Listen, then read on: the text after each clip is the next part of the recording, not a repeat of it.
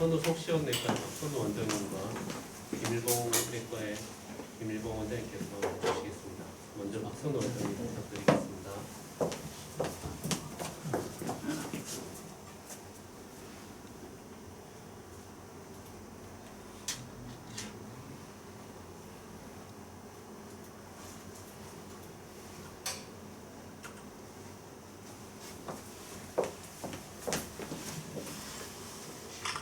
네, 안녕하십니까. 박선우입니다. 오늘 김대현 선생님 아주 심도 높은 강의를 잘 들었습니다. 저도 많은 공부가 되는 거고 병원에서 환자를 어떻게 저렇게 열심히 모시고 공부를 열심히 할 수 있는 참 대단하다는 생각이 듭니다. 저는 오늘 케이스 발표하도록 하겠습니다. 키드니 MS가 있어서 최근에 왔는 환자인데 여러분 같이 보면서 상의하고 여러분들도 좋은 의견 주시면 고맙겠습니다. 55세 된 남자 환자고 막연한 상복부 불편감으로 왔습니다. 증상이 뚜렷하지 않았습니다. 사진을 먼저 보겠습니다.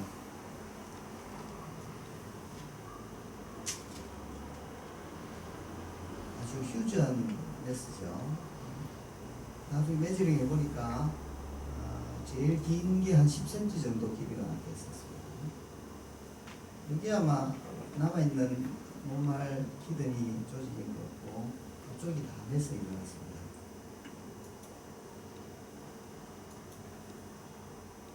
중단면으로 바깥쪽에 노말 티슈가 있고 약간 하이퍼에코익한 메스이고 약간 로빌레이션도 있고 약간 헤테로지니스하죠.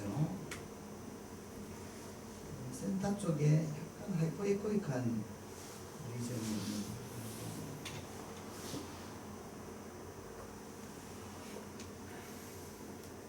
보셨죠?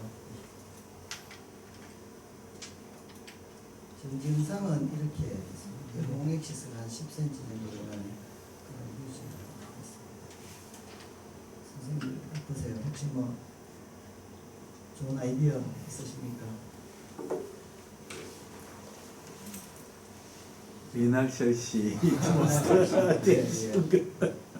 아까 강의 김대현 강의 들어보니까 이게 총파가 비슷한 건지 조직이 비슷한 건지 아까 김대현 선생님 말씀 센트럴 스트레이트 스카 그다음에 수술을 할 것이냐 말 것이냐 septum이 있느냐 없느냐 septum에 시크닝이 있느냐 없느냐 또 메스네에 뮤랄 노듈이 있느냐 없느냐 이런 소리가 귀에 쏙쏙 들어왔는데 이 키드니도 김대현 선생님 말씀하시는 그 고민의 포인트가 굉장히 비슷한 것 같습니다. 일단 이런 휴자 메스는 리날셀 C를 일단 제일 먼저 생각은 해야 될 것 같습니다. 그래서 우리가 키드니 리전이 생길 때 우리가 이제 감별해 나가는 순서가 있는데 제일 첫째로는 시스트냐 아니냐를 감별하고 시스트라면 우리 보스니아 클래시피케이션대로 따라가면 되고 시스트가 아니면 팻티슈가 있느냐 그러니까 CT를 찍으면 뭐 제일 잘 알 수 있죠. 하우스 퓨리 유니트를 한 10-10 이하로 이렇게 되거나 아니면 초음파는 뭐 확실하진 않지만 호모지니어스하게 하이퍼에코익하면 팻티슈가 있는지 이제 우리가 짐작해 볼 수 있습니다. 그런 경우에는 안조마이로라이포마를 하고 그 다음에는 이제 클리니컬 세팅을 보고 혹시 인펙션, 임팍션 뭐 이런 것들을 이제 올라가고 그 외에는 이제 메타스타틱 리전이라든지 림포마를 올라가고 이게 다 맞지 않으면 이것도 아니고 저것도 아닐 때는 제일 먼저 리날셀 C를 생각을 해야 된다. 그 다음 CTMR을 이제 감별하는데 도움을 받을 수 있다. 이렇게 그래서 아까 그 말씀을 그림으로 이제 그린 거죠. 시스트냐 아니냐. 솔리드는 이제 에코제닉한 그런 팻티슈를 발견하는 안조마이오라이폼하고 나머지는 이제 제일 많은 부분이 RCC입니다. RCC인데 RCC 중에서 몇 가지 그런 온코사이토마, 미니멀 팻 안조마이오라이토마, 트랜지셔널 셀 캔서, 림포마, 메타, 인펙션 등을 이제 감별해야 된다. 그래서 솔리드 비날에서 나오면 일단 뭐 아주 브라이트한 에코제닉한 거 아니면 RCC 하면 뭐 한 80점, 90점 맞을 것 같습니다. 그래서 리날 시스트가 있으면 뭐 여러 번 하셨지만 심플 시스트냐 컴플렉스 시스트냐 보고 그다음에 컴플렉스 시스트가 나오면 인핸스를 한다든지 아니면 뭐 CT를 찍는다든지 해서 인핸스가 되느냐 안 되느냐 이런 걸 해서 이 보스니아 클래시피케이션 있죠. 이걸 따라가시면 될 것 같습니다. 그래서 보스니아 클래시피케이션도 여러 번 하셨는데 제일 중요한 거는 이제 2F죠. 3, 4 되면 뭐 그냥 수술 분향되고 2F는 세테이션 아까 계속 말씀하시던 세테이션이 적어도 3개 이상 세타가 있어야 되고 시크닝이 있고 조용히 좀 되면 이제 할 수 있으니까 우리 2D로는 조용은 우리 모르잖아요, 그죠? CUS를 한다든지 CT를 찍어서 조용히 되고 있다면 2F부터는 이제 말리그넌시 리스크가 5%니까 그걸 감안하시면 될 것 같아요. 그러면 일단 시스트는 일단 해결됐죠. 즉 케이스 한번 보겠습니다. 키드니 라이트 키드니인데 메스가 아주 큰 메스가 있고 너들이 있죠. 그리고 조금 이센트릭하게 월 티크닝도 있는 것 같습니다. 그래서 심플 시스템이 아니고 너들이 있다든지 월 티크닝이 있다든지 septum이 있으면서 티크닝이 동반이 됐다든지 이럴 때는 컴플리케이트 컴플렉스 시스트로서 다음 과정 인핸스가 되느냐를 봐서 그 리스크를 좀 더 엄격하게 진단을 해야 될 것 같습니다. 그 다음에 아까 시스가 아니라면 이제 요거 패티시죠. 안지오마이오라이트가 아주 경계가 선명하고 아주 브라이트한 에코제닉 메스가 있죠. 이것도 맨 제 케이스인데 이거는 조금 사이즈도 크고 한데 CT를 찍어보니까 역시 안지오마이오라이트로 진단이 됐습니다. 요까지 이제 진단이 됐고 요거는 좀 다른 케이스인데 이쪽에는 오른쪽에는 보니까 정상적인 콜텍스하고 센트럴 에코 컴플렉스 보이는데 이쪽에는 하이포에코익한 리전이 좀 보이죠. 이 환자는 CT를 찍어보니까 이렇게 나왔습니다. 페리리날 이 환자는 트라우마 남편한테 맞았습니다. 그래서 이야기인데 환자가 멍도 들고 이래서 왔는데 꼬리가 아프다 했으니까 그래서 이제 솔리드 리날 메스일 때는 일단 에코제닉한 안지오마이오라이포마를 가려내면 인핸스가 되느냐 안 되느냐 그러니까 혈류가 있느냐 없느냐를 가려내는 게 굉장히 중요하고 인핸스가 되고 혈류가 있다면 이제 RCC를 제일 먼저 생각하게 됩니다. 만약에 혈류가 없다면 다른 헤모리직이나 인프라메이터리 체인지를 보고 그래서 그 이 과거에는 솔리드 리날 메스가 있고 아이소에코익하거나 하이포에코익한 메스가 있으면서 혈류가 발견이 되면 거의 리날 CA로 생각했던 그런 시절이 있었습니다. 팩트가 있느냐, 인핸스가 되느냐, 인핸스의 타입이 하이퍼베스쿨리하냐, 조금 덜 하이퍼베스쿨리, 하이퍼베스쿨리한 거에 따라서 RCC가 몇 가지 클리어셀하고 크로모포브 파필레로 나눠져서 인핸스 패턴이 약간 다르기는 합니다. 그 말고 이제 온코사이토마, 그다음에 페프 AML이 이렇게 같이 존재합니다. 그래서 솔리드 리날 메스에서 감별해야 될 거는 아까 말씀드린 그런 리날 셀시, 온코사이토마, 안지오마이로 나머지는 조금 있지 않았어요. 그 환자인데요. 칼라 도플러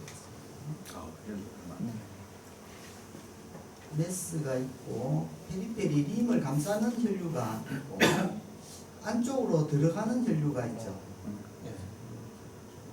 그 다음에 센터에 하이포에코익한 리전이 있는데 그쪽으로는 혈류가 보이지는 않는 것 같습니다. 이건 파워 도플러인데요. 페리페리를 감싸는 혈류가 있고 안쪽으로 들어가는 혈류가 이렇게 유명합니다. 그래서 지금 약간 하이퍼에코익하지만 그런 메스가 아주 휴지하게 있고 이렇게 베슬 이제 버스큘라리티가 발견되는 그런 아주 휴지하게 있습니다.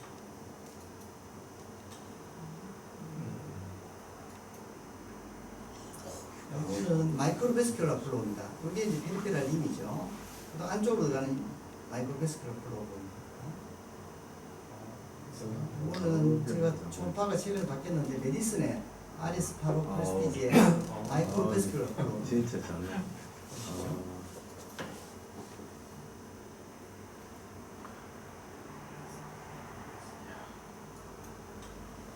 그래서 동네 정지영상을 보면 이런 양상이죠. 메스가 있고 메스를 감싸는 혈류가 있고 그 안쪽으로 이렇게 들어가는 혈류가 있고.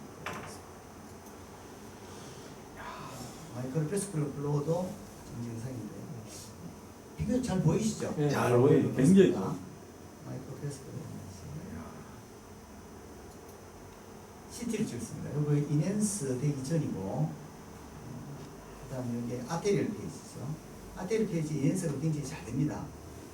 콜텍스하고 비교하면 뭐 비슷하거나 약간 덜 되는 정도이고 그 다음에 포탈 페이지인데 약간 빠져나간 듯한 느낌은 있죠. 이거 비교하면 딜레이 3분 딜레이인데 거의 워시아웃이 되는 그런 현상이 있습니다. 오늘 섹션이고 메스 안쪽에 하이포덴스한 그런 어떻게 생각하십니까? RCC. RCC. 다른 생각 혹시 다른 의견 가지는 있으세요? 온코사이토마 같은 거는 센츄럴 칼시피케이션이 좀 있고 그렇거든요. 네. 그 감별이 좀 큰. 그 페프어 AML은 이게 구별 안 된다고 하더라고요. CT로는 도저히 아무것도 안 되고 MRI 네. 찍어야 된다고 얘기해서 지금으로는 뭐 네, 저도 경험도 없고 이 페프 안지오마요라이폼에 대한 잘 모르겠고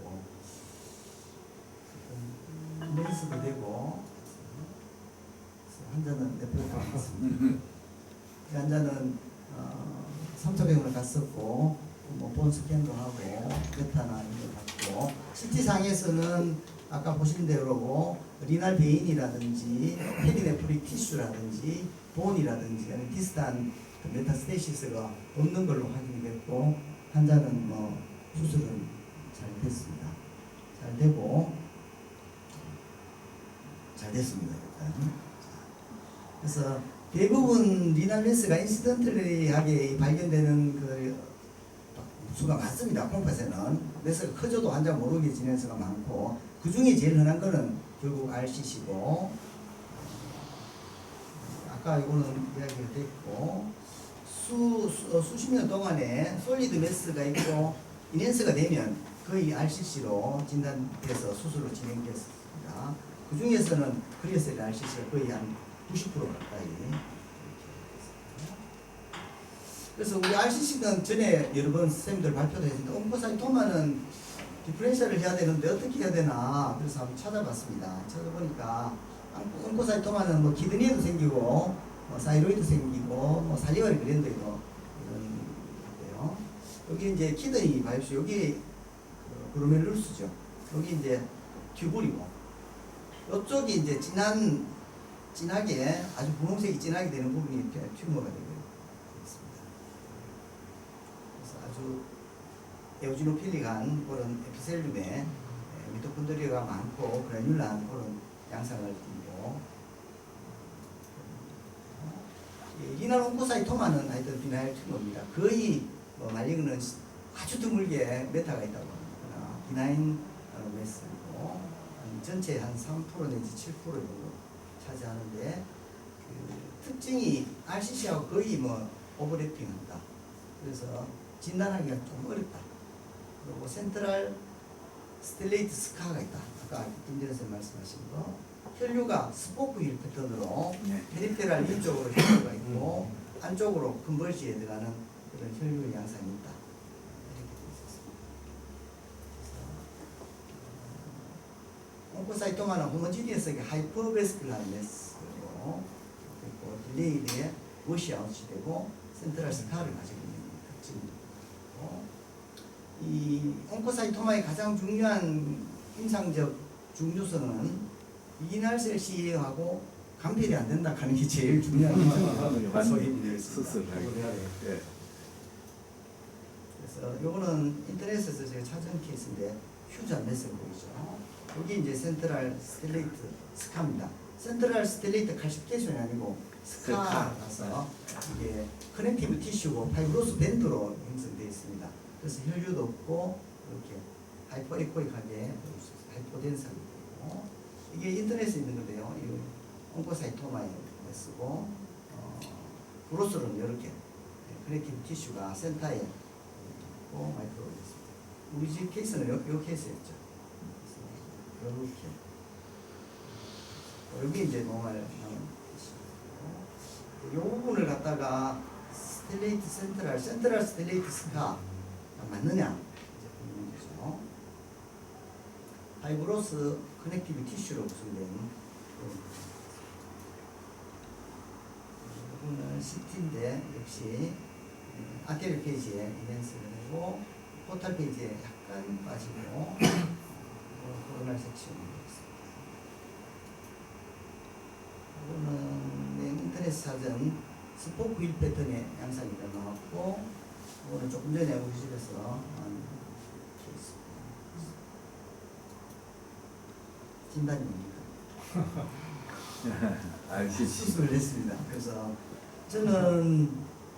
저도 RCC로 생각했습니다.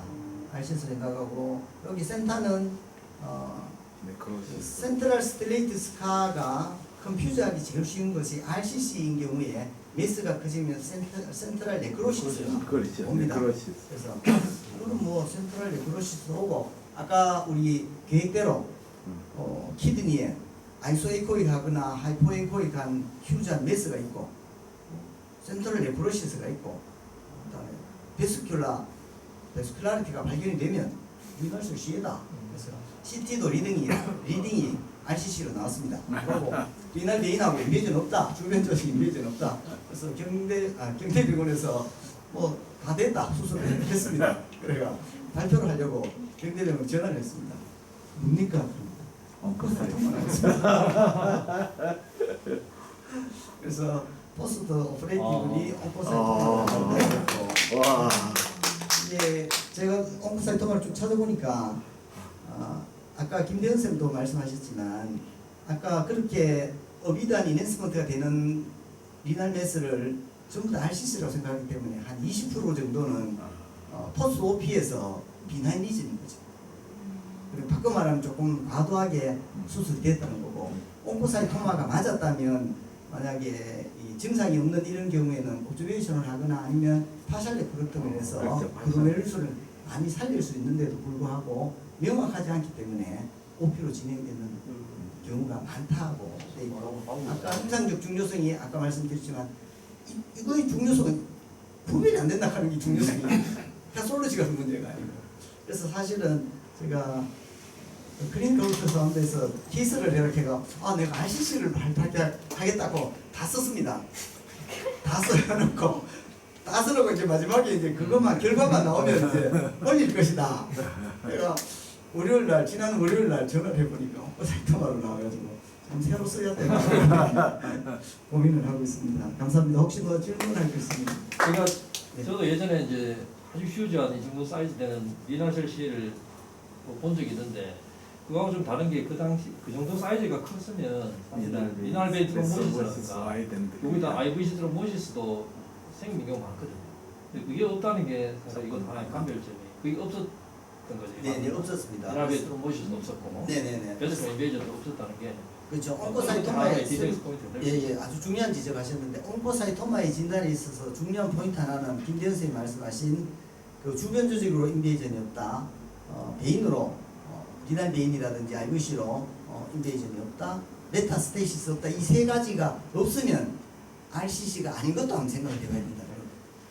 그런데 제 환자 옛날에 저 당뇨병 환자 여자분인데 휴마천에서 그 소파했는데 10cm짜리 랩트 키드니 있었는데 그분 글리셀 RCC 나왔었는데 그분은 진짜 베인 인베이전이 없었거든요. 그런 게 없이 저렇게 라운드하기보다는 센트럴 네크로시스 그런 메스였는데 그분은 주위에 인베이전이 없었습니다. 아마 조금 조기에 그래도 발견이 되었습니다.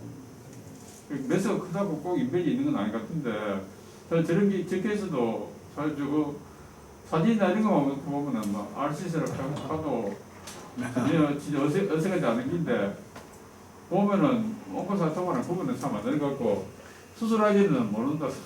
예, 그런 것 같습니다. 아마 비뇨기과에서도 아마 그 RCC 준에서 다 내니지를 하십니다. 여기 특징적인 게 있습니까? 예를 들면 다른 장기에서 보통 저 정도 사이즈는 다 메타도 됐을 것 같고 어디 문제됐을 것 같은데 이 키드니 쪽에는 RCC나 이런 거 같아도 실제로 뭐 캔슬하고 나왔다고 해도 사이즈가 커도 메타 안 되고 그냥 그만 네프렉트만 하고 거의 예후도 좋게 지내는 사람들 꽤 많던데 RCC의 이게 특징적인 건지 아니면 뭐 얘들은 좀 다른 건지 좀 그런 생각이 좀 들긴 들더라고요. 사이즈가 큰데 생각보다는 뭐 잘라만 내고 나서 환자도 그냥 팔로 가고 캐모도 안 하고 이렇게 맞지. RCC 비교적 예후가 좋은 날이에요. 옛날 배울 때도 예후는 안 좋다고 얼핏 또 아니, 배웠기도 하긴 요즘은 저기 또 발견되고 RCC 중에서는 아마 그래도 크리어셀 RCC 예. 이유가 예. 좋은 별로 거지.